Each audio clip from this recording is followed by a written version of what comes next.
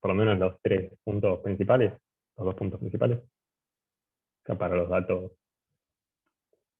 con ruido normal, no sé, o cuando alguien quiere decir algo. Yo igual les muestro acá. Sí, sí, yo llegué. Hasta lo de recibo uniformes también. Bueno, igual se los muestro acá rápido, por lo menos algunos, cómo se veía, si algún otro problema o lo que sea. Entonces voy a definir una función que sea el oscilador, ¿no? La amplitud por un coseno con un periodo o frecuencia, acá periodo. Cargo los datos para el de ángulo 10 con ruido normal. Una de las cosas que quería que hagan era esto de que vayan probando cuando van variando los parámetros qué tanto hay que irse hasta que empieza a estar mal. Entonces el valor real, ya si le pongo 1.6 a cualquier cosa, pero con 1.7 me da el valor correcto, o mejor, un valor bueno al menos, de 2,01, ¿no? Este otro valor, no sé si lo probaron variar, qué tanto tienen que irse. Ya si le ponen 0.1, sigue andando bien. 0.01 sigue andando bien, es mucho menos sensible. Cuestión acá de cualquier cosa. Entonces no todos los parámetros son igual de sensibles. Analizar esto, uno tiene que analizar. No, bueno, no sé si a alguno les trajo conflictos, porque ya lo preguntaron varios, de por qué uno le tiene que dar parámetros iniciales a esto. ¿A alguien más no le quedó claro los que están acá y lo explico?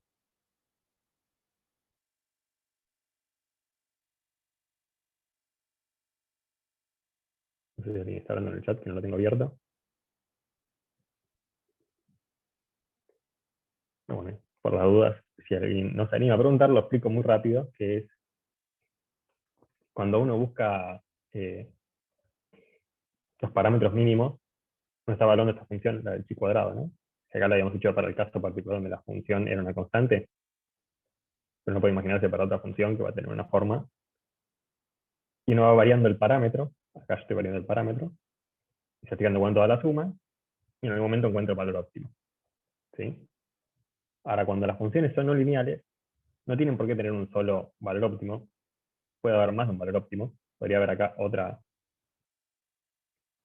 pocito, solo que el pozo va a ser menos profundo, va a ser un valor menos óptimo.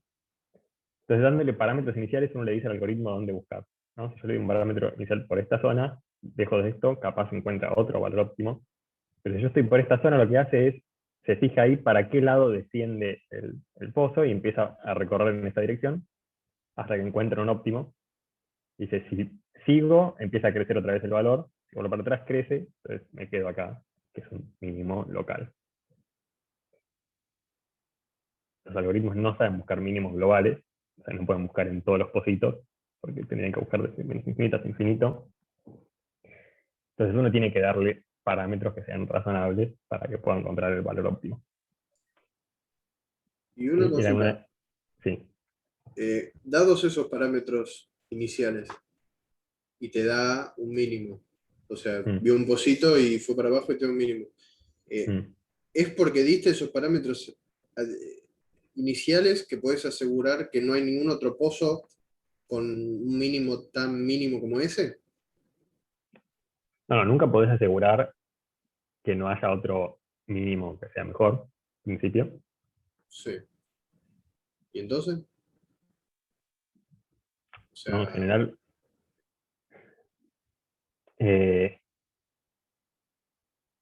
o sea, no va a haber, probablemente no haya otro que dé bien, que dé esta función, ¿no? Que dé bien acá. No es que te va a dar 2.02 en lugar de 0.1. No, tenés que alejarte bastante de los parámetros buenos para encontrar otros mínimos. Pero también depende del tipo de función. claro, pero lo que voy es que vos en general querés la que menos suma de distancias tenga, el más mínimo de lo cuadrado. Sí. Entonces, ¿cómo me puedes asegurar que habiendo puesto los parámetros iniciales, Sí. esa ese pozo es el mínimo global. No, O no el importa. mínimo global no se puede asegurar.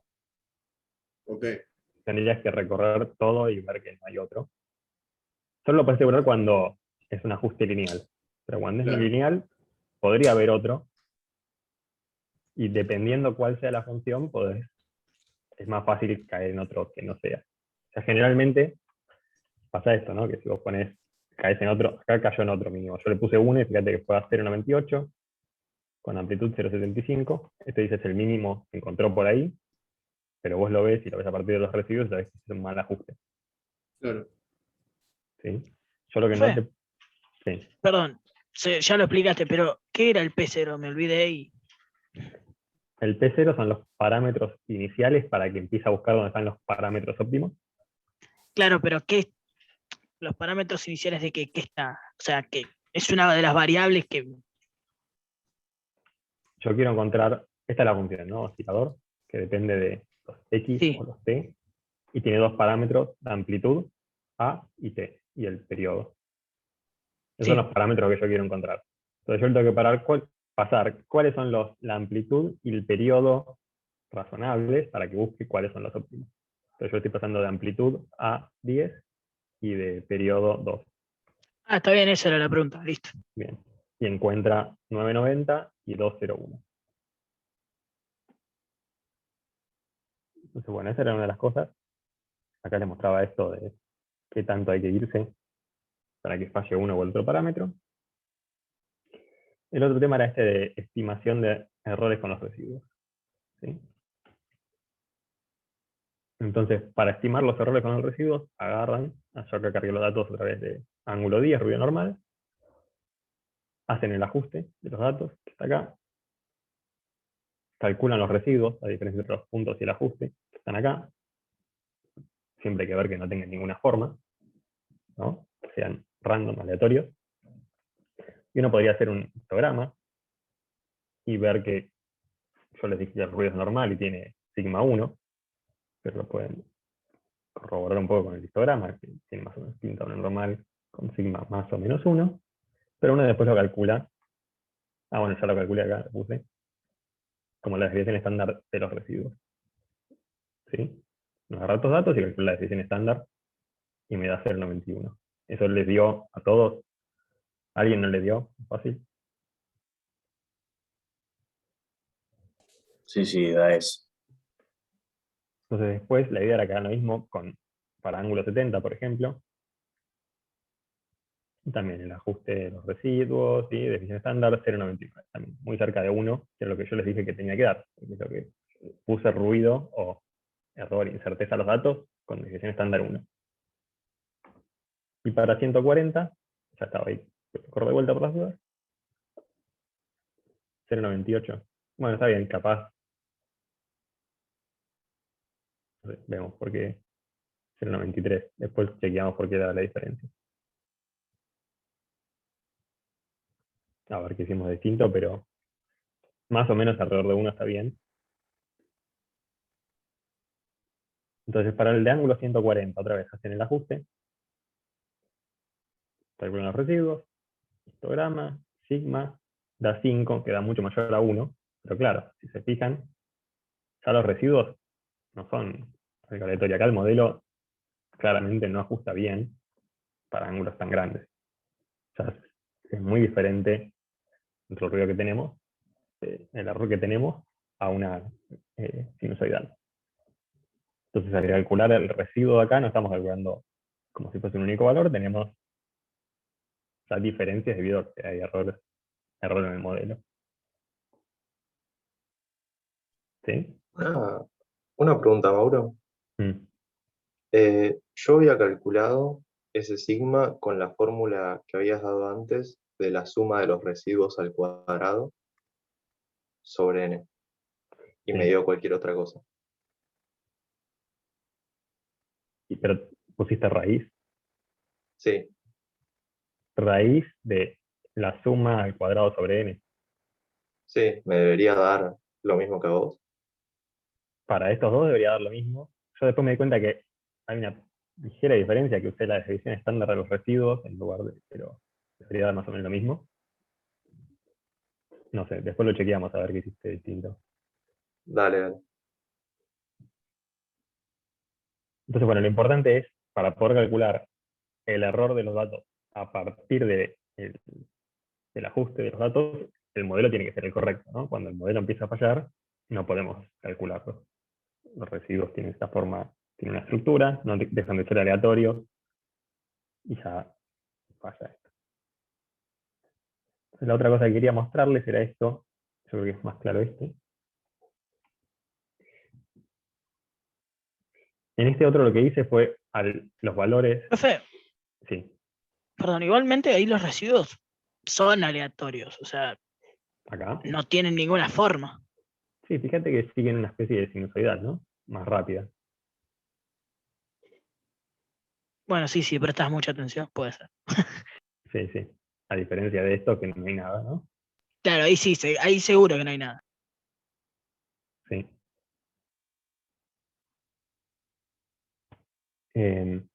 Bueno, en este les había agregado, o sea, los valores teóricos, sin ruido experimental de medición, si quieren. Lo que hice fue, en lugar de agregarles un ruido experimental, los redondeé. Como si uno estuviese limitado por la resolución del instrumento, ¿no? Como cuando medían con el cronómetro se cortaba una cantidad de 0.01 segundos. Y uno puede estimar entonces el error de esto a partir de los residuos. Si el modelo ajusta bien, hace un histograma y le da sigma 0.27. Y estaba este otro, donde lo que hacía acá no era que lo redondeaba, sino que simplemente le sumaba un número entre 0,5 y menos 0,5. O sea, o sea, algo de ancho 1, si quieren. Y da un número muy parecido. ¿Sí? No sé si lo vieron esto. En ambos casos, acá el histograma no se nota tanto, pero lo que debería estar pasando es que el histograma de, en lugar de una gaussiana, algo uniforme, una especie de un dado continuo, ¿sí? Entre menos 0,5 y 0,5, todos los números tendrían que tener la misma probabilidad. Y redondear los datos es como haberle, en el fondo, sumado un ruido uniforme a cada número. Acá para que dé justo el número, ¿no? Uno tiene, número, qué sé yo, 1.5, 42, y si a uno le suma o le resta acá 0.42, un número entre menos 0,5 y 0,5, lo puede redondear. Y fíjense, esa era una cosa que quería mostrarles, que uno puede pensar el redondeo como sumarle un número entre 0,5 y menos 0,5, aleatorio. Y fíjense que el error, el sigma de los datos, cuando uno redondea, ¿qué piensa aquí? El error es el último decimal, ¿no? En este caso el error debería ser más o menos 1 grado, por lo que venimos haciendo hasta ahora, ¿no? Pero fíjense que el error da 0,27. ¿Sí? Porque el error no lo calculamos como el máximo menos el mínimo, lo estamos calculando en estadística como la desviación estándar de los datos. Y la desviación estándar de una uniforme de una distribución de ancho 1, donde todos los valores son igual de probables, es una gaussiana, es, bueno, es 0,28. Podrían hacer la cuenta de manera... Es como cuando, ¿se acuerdan con el dado? Yo les había hecho un dado entre 1 y 6, el promedio es 3,5, podemos hacer la división estándar, nunca haría eso con un dado, y da 1,7. Es análogo, no puede chequear que el valor teórico da más o menos 0,28, de hecho da 1 sobre raíz de 12, que da 0,28867. Entonces este sería el valor correcto para usar en propagación de errores cuando tiene errores por redondeo. Generalmente lo venimos sobreestimando al poner que es 1 en lugar de 0,28. Y por eso el chi cuadrado da a veces más chico o más grande, no sé cuál de los dos era ahora. ¿Qué le pasó a alguno de los dos? Creo que le pasó a Una alguno. consulta. Sí. Entendí los últimos dos ruidos, cómo los agregaste, pero el primero no. El normal. Sí. El normal es lo mismo, solo que a cada punto, ¿no? Hago así. Random, normal. yo saco un número en una gaussiana de centro 0 y ancho y sigma 1, saco un número al azar. Y a cada valor, al primer valor le agrego 0,86, al segundo menos 2,15, al tercero le sumo 0,26, cuarto 0,18 y así voy haciendo. 0,13. Entonces, a cada uno básicamente le agregué un valor sacado de una gaussiana centrada en 0, de ancho 1. Ah, y por eso, claro, te queda así. Ah, claro. ¿Puedes repetir los otros? Los otros dos random también. Sí. Este otro lo que hice fue hacer así. Hacer round. Si tenía 1.42, lo redondea a 1. Si tenía 1.6, lo redondea a 2. 2.6 a 3 y así, ¿no? Redondear, lo único que hice. ¿Sí? Sí, sí. Y el anterior, el uniforme, saqué valores entre menos 0,5 y 0.5, así. Pero todos son igual de probables. ¿Sí? Fíjate que acá nunca se va a, como pasaba con la gaussiana, a valores más allá de estos límites. Claro. Porque la distribución de esto es esto. Es algo uniforme. No más números. A diferencia de la gaussiana, todos tienen la misma probabilidad, si quieren, de salir entre menos 0,5 y 0,5. Para una gaussiana tienen más probabilidad los del centro, ¿no? Que los que están muy lejos. Bueno. Ok, gracias. Entonces, las dos cosas que aprendimos hasta ahora es tres cosas. Una, que para hacer un ajuste lineal hay que dar parámetros iniciales buenos. Dos, que se pueden estimar los errores a partir de un ajuste. Tres, que es importante que el ajuste sea el correcto para poder estimar los errores, ¿no? Tener el modelo correcto si nos falla. Y lo mismo pasaba cuando estimaban los errores para una sola, no sé, para el péndulo, la primera clase, segunda clase, lo medíamos muchas veces, teníamos que asegurarnos que los valores eran iguales, ¿no? Que el modelo era correcto, donde el modelo acá estoy midiendo siempre el mismo periodo, y es todo error mío, no cambié la longitud del péndulo y estoy mezclando periodos que deberían dar distintos. Solo que el modelo ahí estaba medio oculto, ¿no? Pero siempre hay un modelo.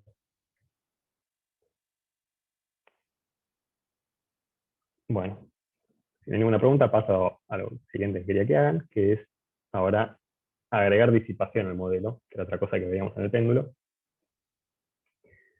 Lo voy a reiniciar. Entonces, así como la ley de Hooke, también hay una ley que se llama ley de Stokes, que propuso este modelo como fuerza de fricción para un cuerpo en un fluido, cuerpo esférico, donde un fluido, por ejemplo, podría ser el aire. Como les conté al principio, en Lago 1 lo hacíamos con para cambiar el medio, metíamos una pelotita con resorte adentro de aceite para que haya más fricción. Y propuso que la fuerza tiene esta pinta, que viene de una aproximación de una ecuación más compleja de fluido, la de Navier-Stokes, que van a ver en estructura 1 mucho más adelante.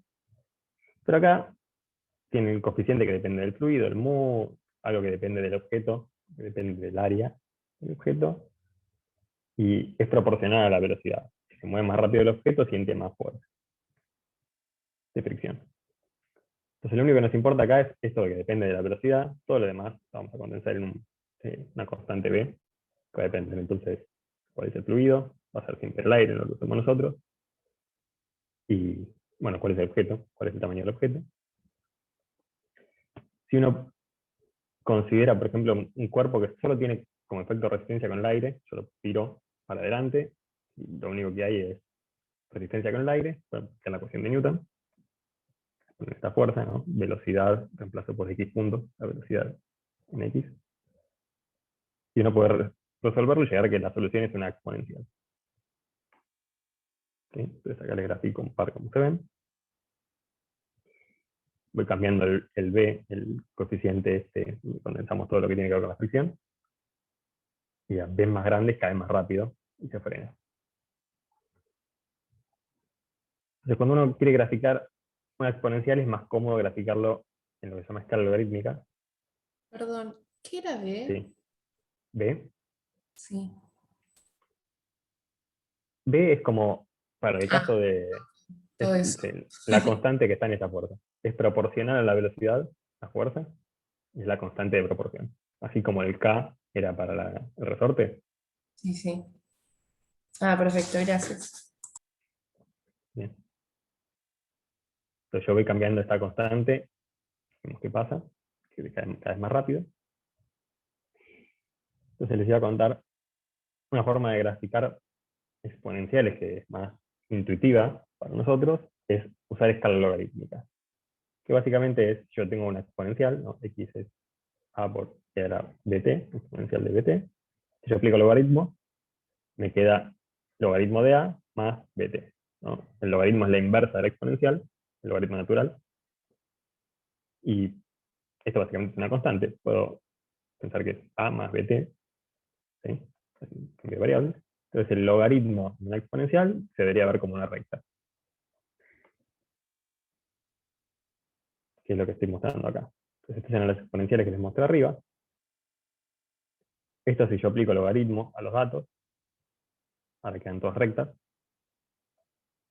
Y esto es, en lugar de aplicar logaritmo, lo que hago es, esto acá, set y scale log, le digo que la escala acá la cambie, la estire la escala para que sea logarítmica. ¿No? Pero no cambie los valores. ¿Sí? Son dos formas de graficarlo. En ambos casos se ve como una recta. ¿Te puedo hacer una pregunta de algo más arriba? Sí. No entendí el paso este de xt igual a a. Porque, Esto sí. es de exponencial, ¿no?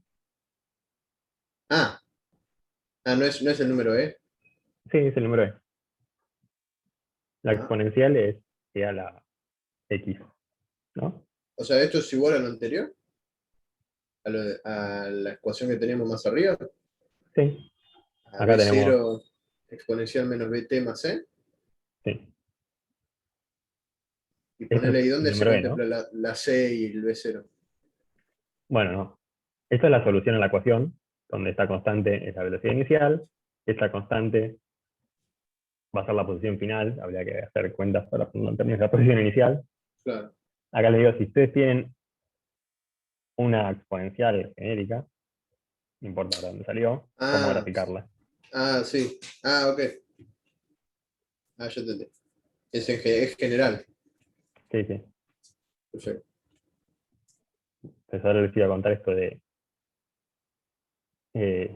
generalmente lo que se hace es uno grafica en escala logarítmica o aplica logaritmo, y a partir de la pendiente y la ordenada pueden obtener estos valores, que para nuestro modelo eran la velocidad inicial y Profe, el B. Sí. la escala logarítmica, o sea, ¿cómo se genera la escala logarítmica? Le aplica el logaritmo a todos los valores y... ¿Cómo lo hace? O sea, sí. Se aplica logaritmo, si querés, para ubicarlos en el gráfico, y te cambia el nombre de los ejes, ¿no? Perdón, Ok. es como el divide by factor del origin. No sé cómo es el divide by factor. Sí, sí, Cuando modificaba la escala. sí, es eso. Automáticamente lo genera, lo piensa en el logaritmo, en aplicarle el logaritmo a los valores de i, vos graficaste, y en la escala ya directamente te pone los valores como resultado de, en escala logarítmica, digamos, te cambia la escala. O sea, es el mismo pasaje que hacíamos cuando teníamos número de ocurrencia y lo pasábamos a frecuencia O dividiendo sea, ustedes no por n, perdón. en el origin no lo tienen que hacer. En el origin lo que automáticamente uno puede poner distintas clases de escala para ver las cosas. Muchas veces uno, Claro, pero yo la digo, escala, perdón, la no, escala, lo que yo digo es un cambio, digamos, en la escala y en los datos, o es solamente en la escala. Están las dos opciones, ¿no? Este primero lo que hice fue cambiar los datos. Entonces fíjate que un número que terminaba en 0, ahora termina en, no sé, menos 30. O sea, no es 0, ¿no? Porque el logaritmo de 0 debería dar menos infinito. Pero bueno, el número muy cercano a 0 da más o menos menos 30. En este otro, no. Ahora, lo que cambié es la escala, que es esto que podían hacer el origin de cambiar la escala. Y el número sigue siendo el mismo de acá, un número muy chiquito, era la menos, pero ahora lo pueden ver, era 10, era menos 10. O sea, primero modificaste los datos y después la escala. En este modifico los datos y en este modifico la escala, sin cambiar los datos. Genial. En O sea, ambos por las casos dudas, lo mismo. repito, en el origin, si uno va a la parte de escala, cuando pone el rango, etcétera, de datos, va a la parte de escala, puede ser, la escala por default es lineal. Linear es porque es en inglés el que tengo yo. Si uno pone logarítmica, lo único que se ve es en el gráfico la escala logarítmica, pero no tienen los datos traducidos como si hubiesen aplicado el logaritmo. O sea, ustedes lo ven en el gráfico. Ven solamente, les sirve para ver si los datos de ustedes pueden ser lineales cuando uno pone una escala logarítmica. O sea, si uno aplicara el logaritmo a sus datos en el eje Y, si son o no lineales. Eso es lo que pueden ver. Pero no les da como resultado los valores de Y ya aplicado el logaritmo, ¿sí? En una tabla, por ejemplo. Para eso tienen que hacer en una nueva columna logaritmo de los datos de la columna anterior, por ejemplo. Está perfecto eso. Ya que estamos, les cuento entonces por qué les muestro estas dos cosas, ¿no?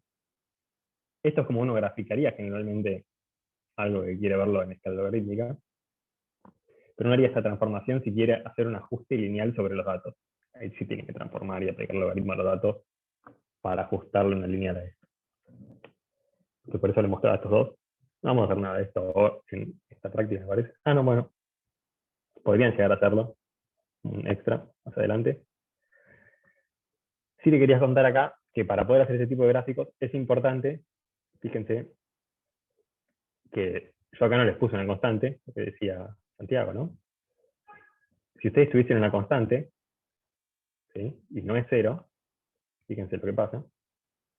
Entonces, si es 0, dan todas rectas perfectos, pero si la constante es 0.1, ya en escala logarítmica, o aplicando logaritmos, dejan de ser rectas. ¿No? A medida que es más grande, y muy poquito. Esto, con 0.1 ya cambiaba, 0.3. Ya deja de ser cualquier cosa, ¿no? No están centrados en 0, sino que están todos levantados. Entonces sería importante restar bien el 0 a los datos para poder estimar la pendiente con este método. Mismo si nos íbamos para el otro lado. Pasan este tipo de cosas. Si alguna vez ven este tipo de gráficos, saben que está mal restado el 0 o la constante. ¿Por qué te quedó así? No entendí. Esto. Claro, ¿por qué te quedó la concavidad al revés? O sea, lo que estoy haciendo es, con esto que estoy moviendo en el slider, a los datos, fíjate que están acá, le estoy sumando una constante. Fíjate que se mueven para arriba o para abajo, ahora los muevo para abajo. Bueno, no se nota mucho, lo muevo mucho más. Ahí está, los moví todos para abajo. Y en escala logarítmica dejan de ser entonces una lineal, pero porque aplicarle a esto logaritmo no queda una lineal, ¿no? No puedo hacer logaritmo de esto, no distribuyen la suma. Claro, claro.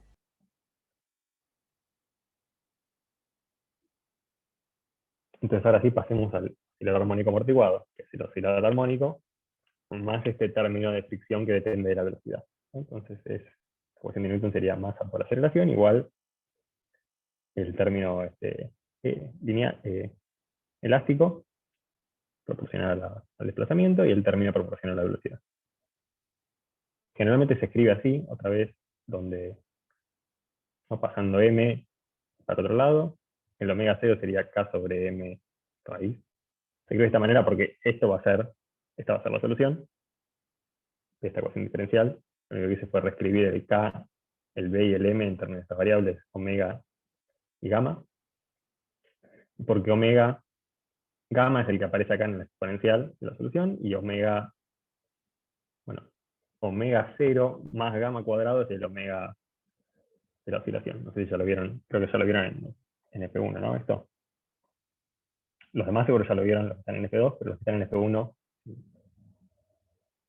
¿me pueden confirmar si vieron esto? Sí, pero mucho no me acuerdo, pero sí, está en la carpeta. Sí, sí, Está lo bien. vimos. Ponele.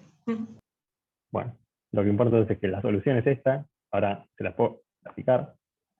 El gráfico que está acá es una solución que oscila y que decae exponencialmente la amplitud. ¿Sí? Tienes la parte oscilatoria acá de coseno y aparte de la amplitud que decae con el tiempo está acá. La frecuencia que estimemos entonces de un movimiento, viendo acá el periodo, no va a ser realmente la frecuencia de omega 0, sino que está corrida en gamma, que tiene que ver con la disipación. Entonces, estaría bueno después chequear qué tanto nos importa esto, ¿no? Porque nuestro péndulo, cuando hicimos las cuentas al principio, claramente tenía disipación, se iba frenando. Entonces, ¿estimamos el periodo correcto o tenemos acá un error que puede ser importante, ¿no?, para corregir?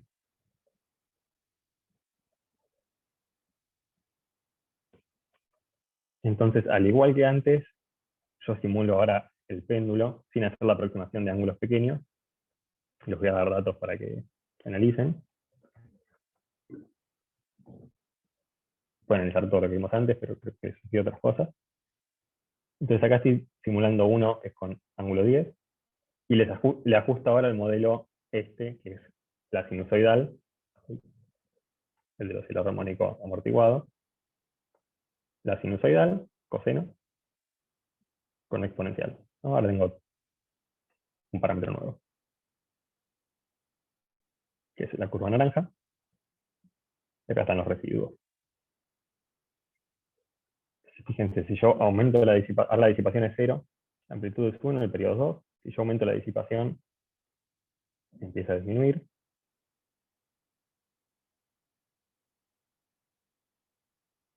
¿Sí?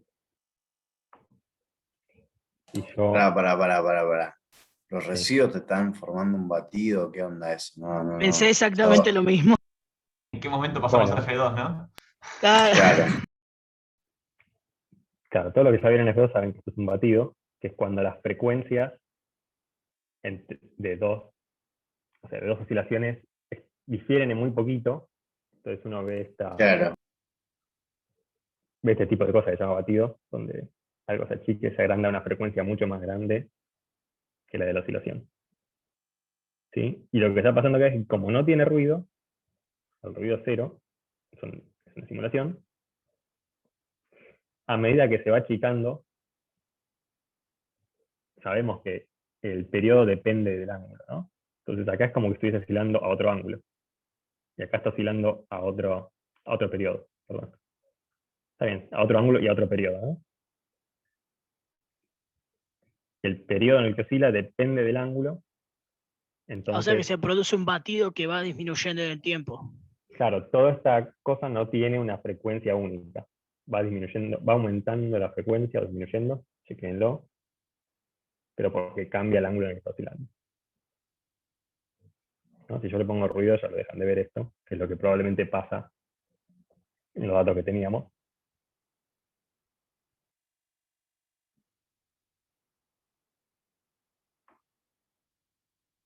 Pero incluso con ruido, que puede ser muy poquito,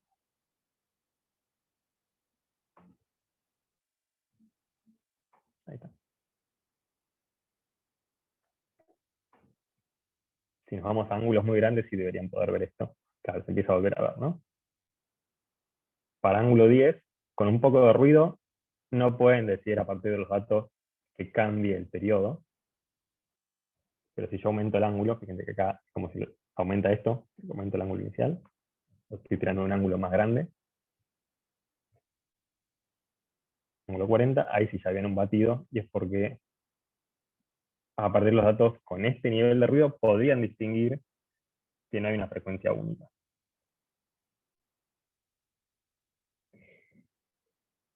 Bueno, entonces les voy a dar otra vez un par de datasets, ya se los di, son los que bajaron en el zip, donde ahora otra vez, igual que antes, hay oscilaciones para ángulo 10, 70 y 140, ángulo chiquito, mediano y grande, y les puse distintos valores de B, la disipación, 0, 0.3, el 6, 0.9.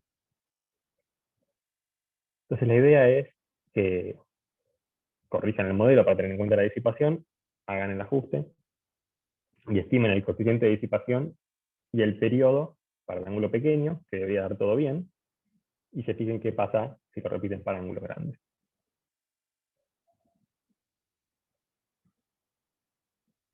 Igual, El coeficiente de disipación sería el gamma Sería el gamma o el B. Sí.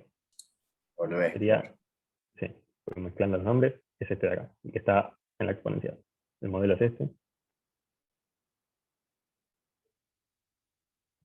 Joya. ¿Y qué? O sea, seguro es lo que tenemos que ver, pero ¿con qué curva lo podemos aproximar eso? Porque el otro era un seno, coseno y ya está, pero Este con esta. con la Con eso. exponencial. Con esta que está acá. Sí, Una bueno, constante pero por la exponencial por un coseno, omega t.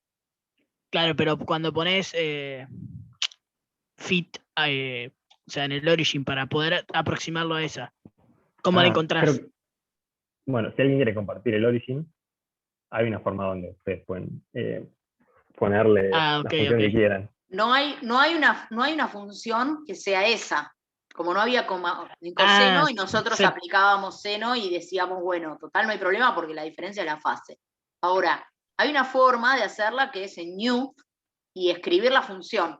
Entonces, copiarle la función para que sea esa. ¿Qué otra manera, si no tuvieran por default y quisieran resolver esto, podrían hacerlo? Si no quieren generar la función en el origen. Por ejemplo, los que están ahora, pueden pensarlo todo esto como resultado, como una pregunta de parcial. No tengo esa función, ¿de qué manera podría uno encontrar el coeficiente de fricción, ya quiero, Pulp Fiction. Coeficiente de fricción, el gamma, a partir, digamos, de una formulación que podría ser si tengo los datos y no encuentro esa función. ¿Qué otra Sí, eso función si no lo podemos podría...? discutir, Perdóname, Mauro. lo podemos, sí. No, eso van a darse cuenta que no pueden estimar bien para ángulos grandes, y después si quieren les cuento qué podrían hacer, pero si pueden hacer el ajuste lineal, si alguien quiere mostrar cómo se definen Profe, funciones en origen. yo a primera vista te diría, como había hablado en la main, por un polinomio de grado alto tipo Taylor, pero no sé, no me va a decir el coeficiente de disipación eso. No. O sea, me va a hacer capaz un buen ajuste porque se va a adaptar a mis datos, pero no me va a decir nada. Es que no encontraría físicamente dónde está ese coeficiente en ese polinomio. Claro. No lo podrías buscar. Pero hay algo sencillo. ¿Cómo es esa función? Es oscilatoria y disminuye en amplitud. Oscila como una función senoidal y disminuye como una función ¿de qué tipo? Exponencial. Exactamente. Y entonces, ¿qué cosa podría representar una función exponencial de todos los datos de esa lista? Los picos. Exactamente. Entonces, si uno tuviera los picos de esa función, los máximos de esa función, y los graficara, podría directamente hacer un ajuste exponencial. Y en el exponente tenés el coeficiente que es justamente el gamma. Claro. Entonces, para la gente de Origin, que ya sabe sacar los picos, porque sabe sacar los máximos de una de las clases anteriores, puede usar eso para los datos digamos, estos datos que están disipados. Saca los picos, Tanta maldad. grafica y hace el ajuste exponencial.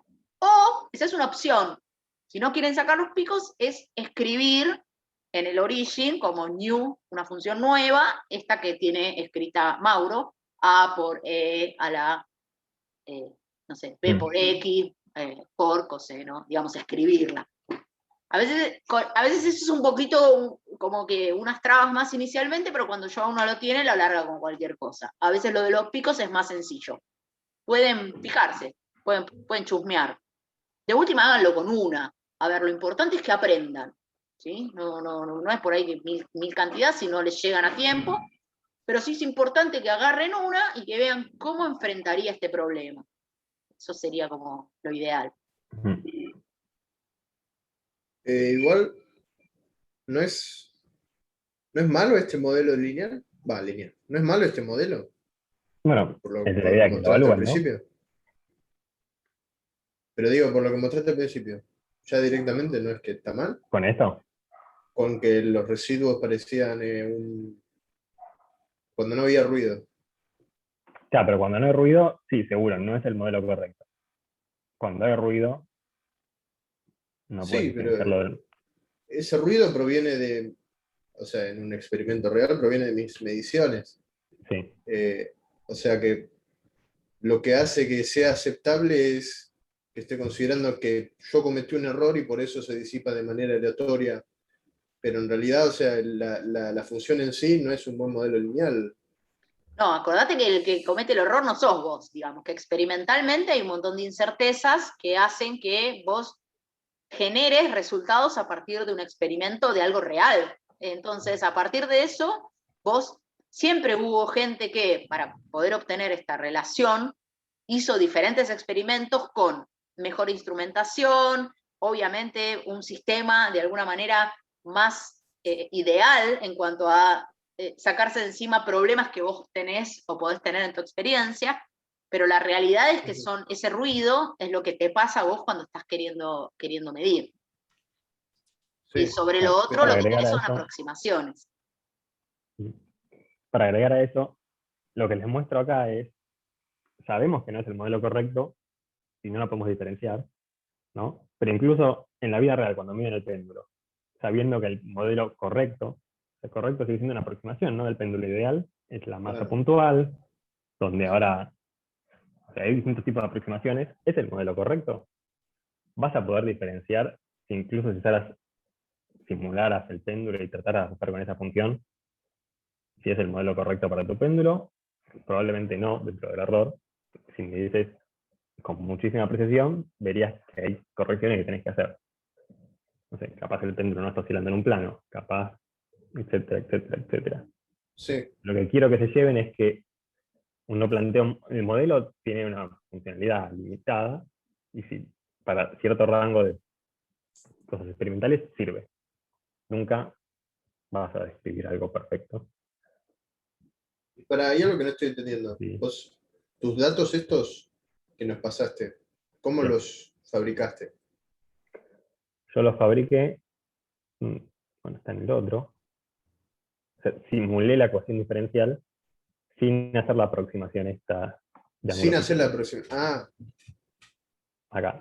Ok. Yo lo hice a partir de esto, ¿no? Donde tenemos seno de tita, no tita. Claro. ¿Cuál tendría que ser la solución para que esta sea la ecuación real? Y después lo mismo en estos datos, agregándole el término disipativo. Ok. Que es una aproximación de cuál es la ecuación real disipativa. Claro. De un montón de cosas, ¿no? Pero fíjense que no pueden diferenciar ese modelo real simulado de este otro que es una aproximación.